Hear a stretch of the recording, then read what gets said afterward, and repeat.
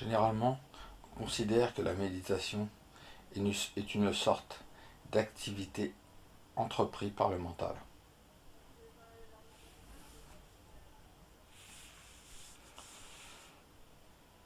qui consiste à concentrer le mental, la plupart du temps, sur un mantra, une flamme, ou sur la respiration, ou juste la situation du moment.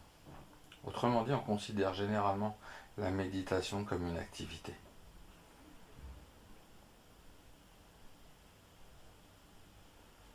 Ah, j'ai dit sans objet, d'accord. Donc, ce que l'on entend ici par méditation est quelque chose de différent de cela. La méditation n'est pas une activité à laquelle se livre le mental. Ici, on entend la méditation comme simplement être la présence de la conscience. Tu comprends ce que je veux dire par conscience?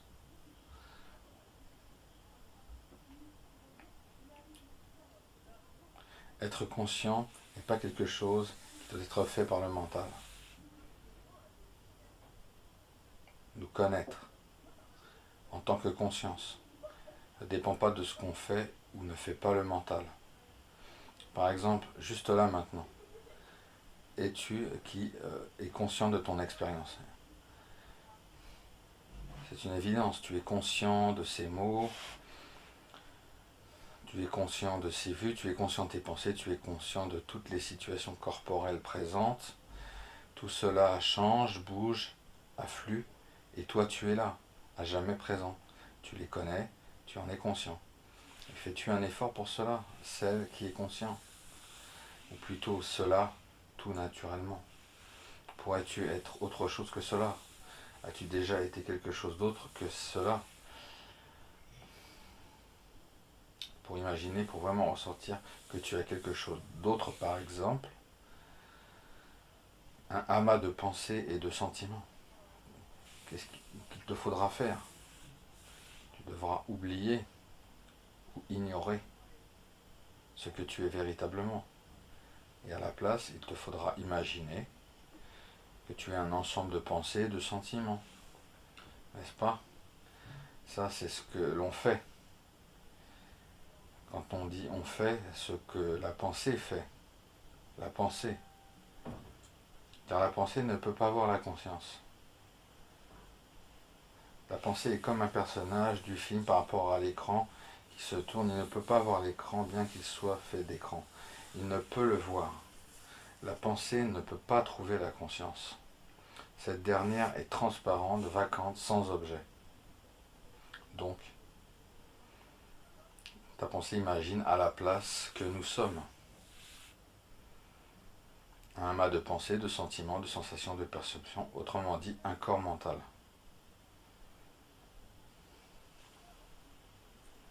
Et cela, en imaginant cela, un soi illusoire imaginaire constitue de pensées et de sentiments.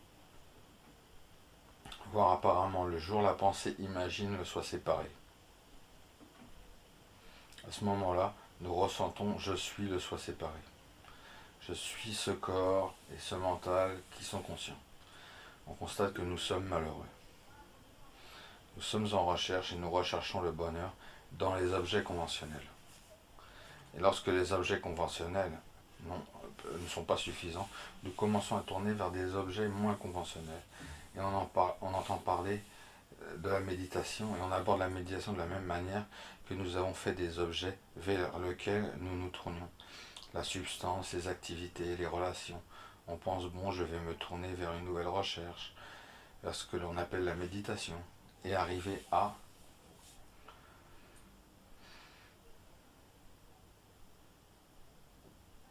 des états subtils de mental. Le soi séparé démarre une activité du mental appelée méditation. Et il commence en gros à manipuler le mental habituellement, en cherchant à l'apaiser ou à le focaliser sur quelque chose. Cela provoque un apaisement provisoire. Car du moment qu'un énorme effort est fourni pour calmer le mental, celui-ci, jusqu'à un certain point, se calme, qui suscite une certaine paix. Mais cela ne provoque pas ce que nous voulons vraiment, à savoir une paix durable, une paix imperturbable, une paix qui ne soit pas dépendante des conditions du mental, du corps et du monde. Donc, ce que l'on appelle méditation ici est assez différente. Cette concentration ou discipline du mental, la méditation ici, c'est ce que nous sommes. La méditation, c'est simplement être sciemment, la présence de la conscience. Autrement dit, simplement être. C'est la suprême méditation, simplement être tel qu'on est, et c'est paradoxalement la chose la plus facile au monde. C'est plus facile que de respirer, et cela ne nécessite aucune condition particulière du mental. Tu peux être très intelligent, manquer d'intelligence. Tu peux être agité, paisible, tu peux trouver les circonstances pénibles ou faciles.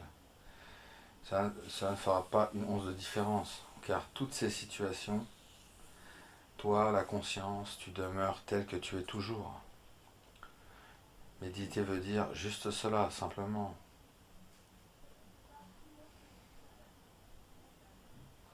Ça me semble super.